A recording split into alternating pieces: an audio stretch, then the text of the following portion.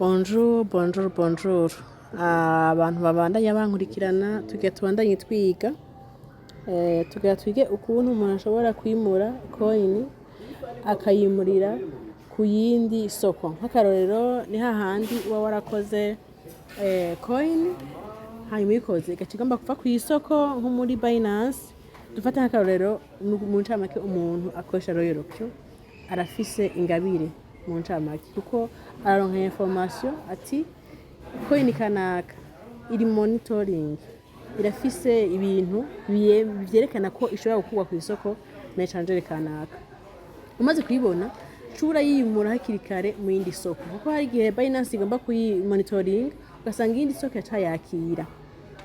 Rero birafasaba yuko mwebwe umuntu amaze kuyibona ayimura mu yindi soko. Rero nje ngomba ndabigishe kugira uyimure mu isoko. Ego hariho video natanze ushobora kuyihindura mu yindi coin, ariko hagiye uja kuyihindura mu yindi coin ugasanga ama pièce wari ufise siyuronse.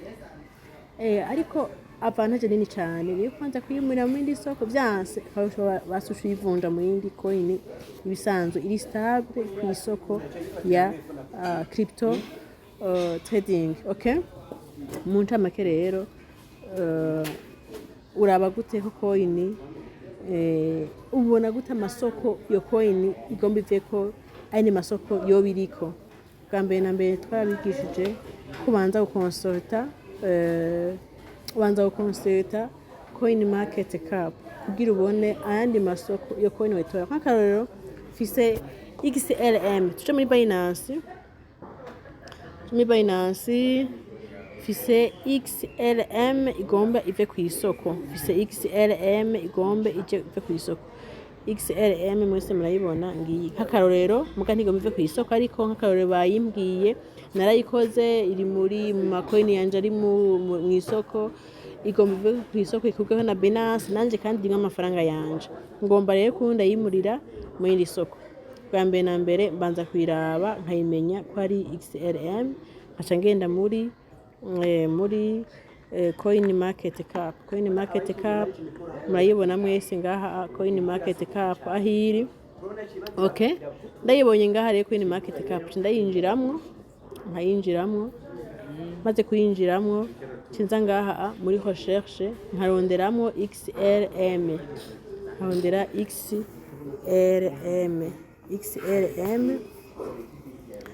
Okay, XLM mwayibonye ngaha ndayiraba ndayifyondamwo.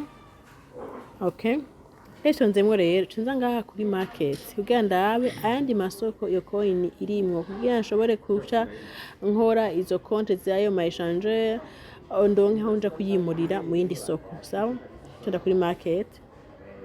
Okay, murabona rero XLM bwa mbere iri kuri Binance, XLM iri kuri Bybit, hano twe dukorera muri USDT. Okay, XLM iri kuri OKX, XLM iri kuri MEX, iri kuri Gate, iri kuri Coin, iri ku masoko menshi. Birumvikana kuri Hashtags hose XLM iriko. Ni kuvuga aho kuyimurira haba hariho ucurabire mwaya masoko yose isoko ushobora kuyimuriramwo kugira bikunde uronka aho yimurira. Okay, ucugenda rero jewe nk'akarorero ngira nkoreshe OKX. Jenda fise OKX. Okay, cingenda muri OKX mwese murayibona OKX ndayifise irafise konte narayiverifye kugira mpora mverifya ntuzeye ayandi ma échanger. Okay, ofe turayiverifya kugira verifye izindi échanger ko nyene ukora konte kugira ushobore kuyimuriramwo ari konte yiwawe nyene bwite riverifye nyene imeze neza. Okay, ndayinjiyemwo OKX. Okay, turindire connection. Okay, ndayinjiyemwo OKX cenja aha kuri deposit. Murabona ngaha kuri deposit ndondere ngomba kugira depo, ngomba kwimurira coin ifise muri Binance ize muri OKX. Cico ndarenga kuri depo kugira bashe bansaba ngomba kudeposit, ngomba kudepoza crypto kanaka XLM. Okay, nja kuri depo nkafyonda kuri depo kuri depo baca bambaza ko ngomba kudepoza crypto egome. Okay hanyuma baca bambwira niyihe crypto ndayihitamwo yanje je mfise RM niyo nshaka ndayifyondako baca bambwira ko RM ifise rezo ya Stellar. Iki naco ca Balize baja kukinsaba cyitwa Memo kandi ndiko ndayidepoza iki ndaja kugishiramwo. Baca bambwira ngaha ngo grise mbandanye cinzana nkagirisa. Nkaca ndonka rero adresse de depot yayo ni iciye kuri rezo ya Stellar. Ndayikopya ku bantu bafise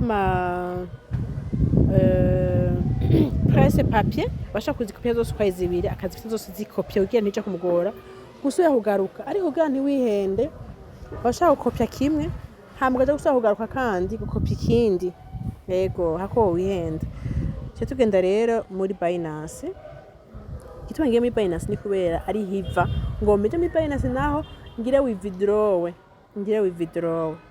Ingi XRM ndayifyonzemwo. Maze kwifyondamwo irafise send na transfert. Aha ni add XRM, aha ni gemba ngomba kuyishirako mugubu naho ngomba ndayikureho nico tuma shica kuri send. Send. Hamusha kubaza ngo withdraw ibi ni bicevashe jewe ngomba guca kuri chain withdraw. Nico shenda kuri chain. Baca bambwira ngo shiraho ngaha adresse ugomba kurungikako. Ndayigira copy ngaha cingira paste. Kwa jewe ndabifise bibiri kimaza nkafyondamo kugira ndabe mpitemo kimwe.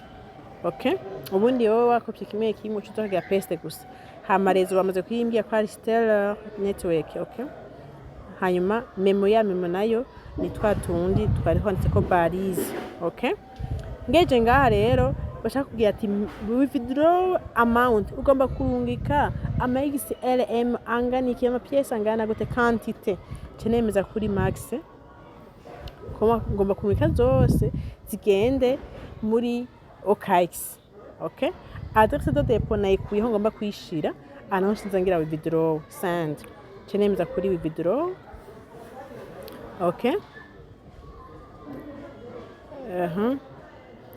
Heje baca bambwira bati rabe neza ko taho wihenze ukaba hata namwe wihenze. Ugaca confirm.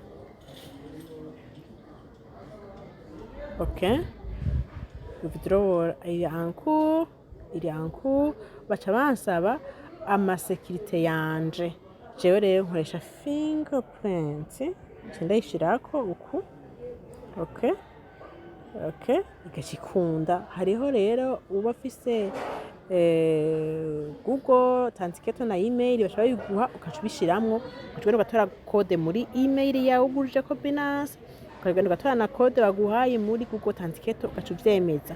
Nukuvuga ngaha cyabona ngo withdraw processing nukuvuga ziko ziragenda mu kanya zizoba zishitse muri OKX. Nuko rero durungika coin tukayimura tuyikuye muri échangeur ini tukayimura muri échangeur tubanje kuverifya muri coin market cap ugatubone amasoko ya coin iriko. Coin market cap idufasha kumenya ikoini yere yose uko yifashe ingene yavutse capitalization ifise ama chain iriko ama volume ikintu cyose kigize ifaranga kana kajyege ku isoko ukimenya muri coin market cap. Nukuvuga rero nizo uza kurabira mbege ikoini yanje igomba no ishira kwindi soko yihe biri. Nukuvuga rero aha ucushana ngaha kuri view store kugira ubone yuko yagiye hano kwanditse ko ngo completed nukuvuga ngaha yamaze gushikayo hehe muri OKX kigena muri OKX kwirabayo ahangiye muri OKX. OKX murazi yuko mukuraba amacoin ari muri échangeur kamukoine muri échangeur ko OKX ngiyi OKX ndayifyondamwo uko hanyuma ngaha kuma crypto aha muri active urabona ko XLM yamaze kunshikira. XLM mwayibonye ngiyi yamaze gushika XLM. Urabona ko nunga banditse ngo dépôt reçu, information dépôt reçu, warose ibintu vyinjiye ibintu vyinjiye muri iyi soko ya échanger ya OKX. Okay, hanyuma uzisanga no mu macoin yawe warufise XLM kijako ngaha, nukuvuga ndayimuye. Habasigaye rero yuko tugena muri Royal Kinaho twagira migration. Umve yari kwikorera muri Binance, ubu naho tugomba dufate Royal Q tuyishire rero muri Royal Kikorane na OKX kuri iyi coin, bizokorohe yuko bizana inyungu kwa kunye tumenyeye gutradingisha Royal Q muri crypto market zacu. Okay, sawa rero mwane munkikirana mu kanya ndabaha video ibereka ngene mugira migration kugira Royal kibandanye ikwikirana no coin ikorere ko nkuko ikorera ko muri Binance, mugabo ikorere ko iri muri OKX deja. Okay, mwane munkurikirana.